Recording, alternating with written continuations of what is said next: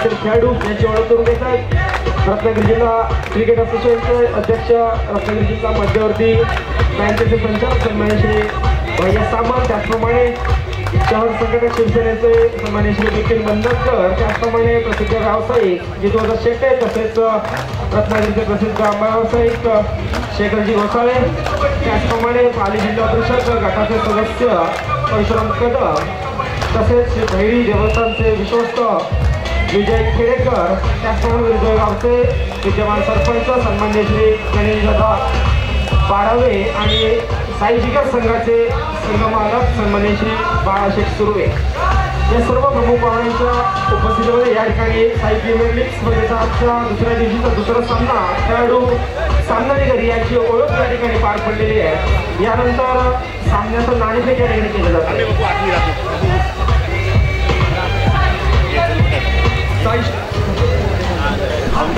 या ठिकाणी जे प्रमुख पाहुणे आहेत या ठिकाणी आपण मैदानावरती थांबायचं. आपण कालच्या दिवशीचा साई प्रीमियर लीग स्पर्धेचा सर्वोत्कृष्ट खेळाडू या ठिकाणी जाहीर करणार आहोत.